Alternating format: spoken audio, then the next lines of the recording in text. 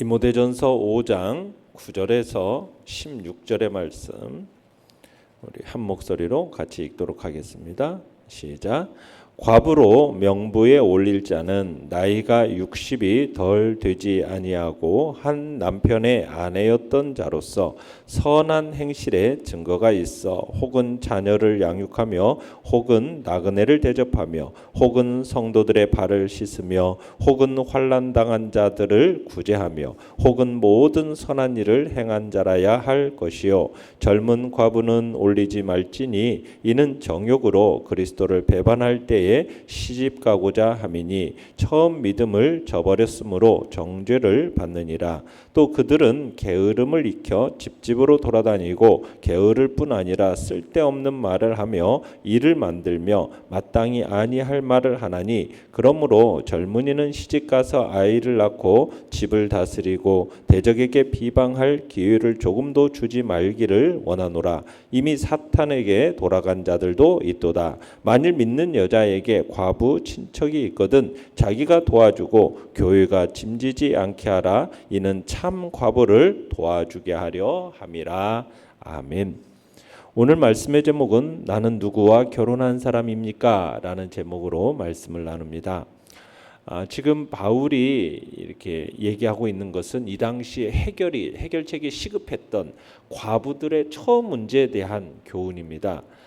스스로 생계대책이 힘든 과부들을 보살피는데 일 없이 다니면서 또 험담을 늘어놓거나 또 부도덕한 삶을 사는 젊은 과부들로 인해서 교회가 혼란에 빠지지 않도록 그들을 잘 지도할 것을 권면하고 있는 내용입니다. 특별히 외롭고 돌봐주는 이가 없는 과부를 제외한 또 가족이나 친척이 있는 과부에 대해서는 가족들로 하여금 과부를 돌보게 함으로써 교회에 짐을 지우게 하지 말 것을 명령하고 있는 게 오늘 본문의 이야기입니다.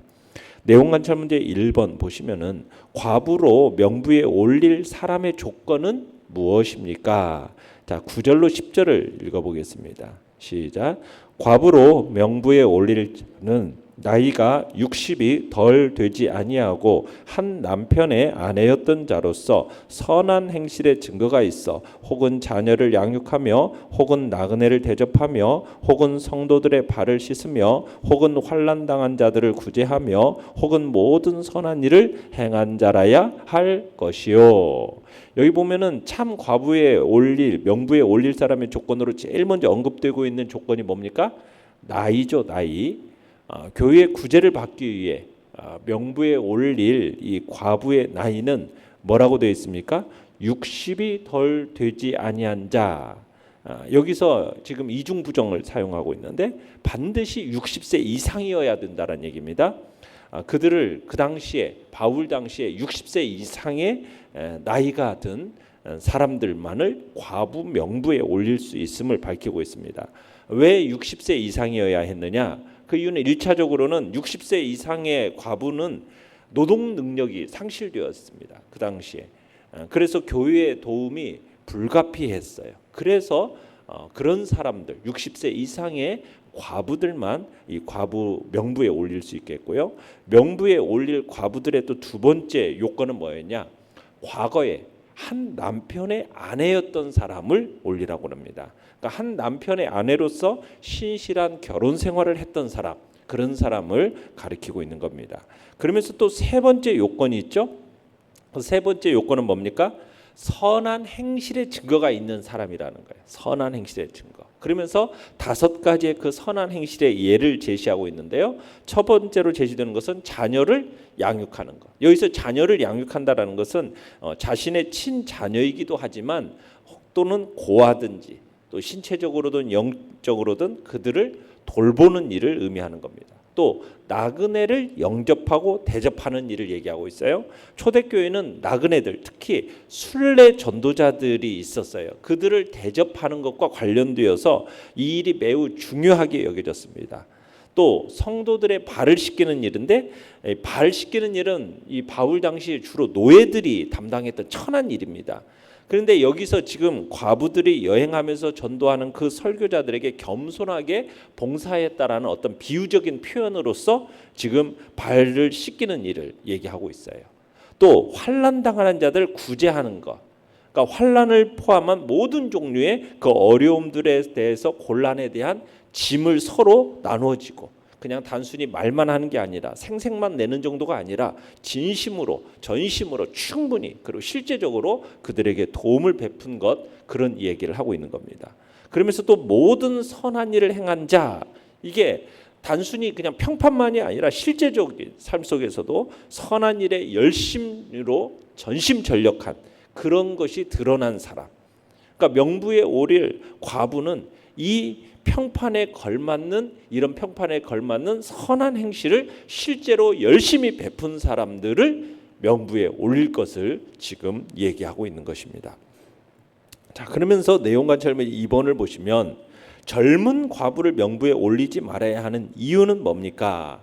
자, 11절에서 13절 다시 한번 읽어보겠습니다. 시작. 젊은 과부는 올리지 말지니 이는 정욕으로 그리스도를 배반할 때에 시집가고자 함이니 처음 믿음을 저버렸으므로 정죄를 받느니라. 또 그들은 게으름을 익혀 집집으로 돌아다니고 게으를 뿐 아니라 쓸데없는 말을 하며 일을 만들며 마땅히 아니할 말을 하나니. 자, 여기서 젊은 과부, 이 젊은 과부는 60세 이하의 과부를 가리키는데요. 바울이 이렇게 젊은 과부들은 과부 명단에 올리지 말 것을 명령하고 있어요. 이유는 뭡니까? 정욕으로 그리스도를 배반할 때 시집가고자 하기 때문이다라고 얘기를 하고 있어요. 자, 여기서 얘기하고 있는 바는 뭐냐면 성적인 욕망으로 인해서 시집가고자 하는 의지가 그리스도의 몸이신 교회에 대한 충성과 봉사에 대한 맹세를 능가해가지고 파기시키는 것. 여기서 얘기되는 거예요. 그러니까 여기서 얘기하고 있는 이 과부는 어떤 과부냐면 그냥 평범한 과부를 얘기하는 게 아니라 서약을 하는 겁니다. 맹세를 한 과부들이에요. 내가 다시는 제가 하지 않고 내가 그리스도와 교회만을 위해서 일하겠습니다. 이렇게 서원한 과부들을 이야기하는 겁니다. 자, 이런 과부들에 대해서 바울은 정욕을 인해서 이런 서원을 저버리는 경우가 있기 때문에 이 그리스도에 대한 이런 일은 그리스도에 대한 배반과 마찬가지 죄로 이렇게 강조를 하고 있어요. 여기서 또 처음 믿음을 버렸다라는 이 처음 믿음이라는 것은 예수 그리스도를 믿는 믿음을 얘기하는 게 아니라 젊은 과부들이 내가 과부로서 이제는 더 이상 제가 하지 않고 평생 하나님을 위해서 제가 헌신하겠습니다. 이런 서약과 맹세를 한 그런 사람들을 얘기하는 거예요. 그런 것을 이제 얘기하는 거죠. 그러니까 젊은 과부가 재혼하지 않고 헌신은 예수 그리스도께 교회에게 내가 헌신하겠다라는 이전의 서약, 이전의 맹세, 이 맹세를 처음 믿음이라고 이렇게 표현하고 있는 겁니다. 그런데 이것을 파기하는 일이 생기면 이 파기는 그에 대한 정죄를 받게 될 것을 밝히고 있어요. 그러니까 정죄를 받게 된다라는 것은 이 맹세나 서약을 파기했다고 해서 하나님의 영원한 저주의 심판을 받는다는 얘기가 아니라 그에 대한 책망을 피할 수 없다라는 표현으로서 지금 쓰고 있는 것입니다. 자, 그래서 젊은 과부는 명부에 올리지 말라는 거예요. 그러면서 또 다른 이유로 그들을 과부 명부에 올려줄 경우에는 이 과부들이 게으름을 익혀가지고 집집이 돌아다닐 것이 뻔하기 때문이다 이렇게 얘기를 하고 있어요. 그러니까 젊은 과부들을 과부 명단에 올리면은 그러면 이제 교회에서 그 과부들에 대한 생계를 책임지게 되니까 이 사람이 자기 생계를 위해서 힘써서 일하지 않는다라는 거예요. 그냥 자기가 구제받으니까 일을 하지 않고 그냥 오직 틈나는 대로 이 집 저 집 돌아다니면서 수다 떨고 놀면서 그러면서 게으름이 몸이 뵐 수 있다라는 거죠.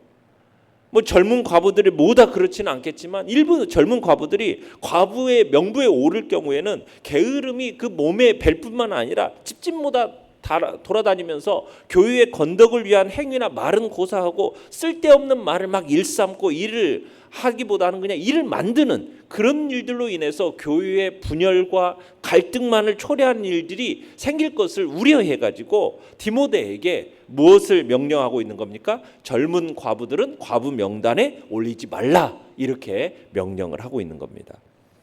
14절 15절 읽어보겠습니다. 14절 15절 시작. 그러므로 젊은이는 시집가서 아이를 낳고 집을 다스리고 대적에게 비방할 기회를 조금도 주지 말기를 원하노라. 이미 사탄에게 돌아간 자들도 있도다. 자, 여기서 얘기하는 젊은이는 젊은 과부를 얘기하는 겁니다. 그 젊은 과부가 재혼해서 아이를 낳고 집을 다스리도록 하라는 거예요. 이게 오히려 계속해서 과부로 살아가는 것보다는 이 13절과 같은 그런 폐단들이 끊어질 것이기 때문에 이게 오히려 이제 낫다라는 거죠. 그래서 차라리 재혼해서 가정일에 전념하는 것이 낫다. 지금 그 얘기를 하는 겁니다. 젊은 과부들이 시집가고 아이 낳고 가정 다스리는 것은 성경적으로 아무 문제가 없는 거예요.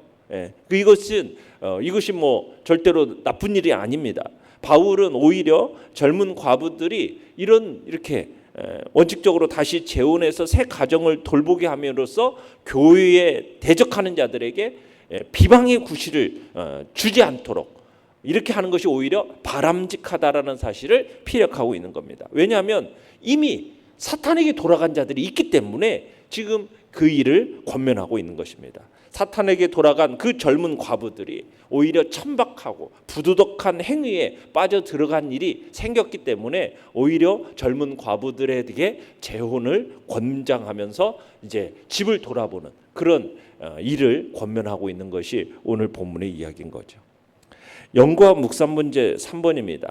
정욕으로 그리스도를 배반하고 시집간다라는 표현이 젊은 과부뿐만 아니라 모든 그리스도인에게도 적용될 수 있는 이유는 무엇입니까?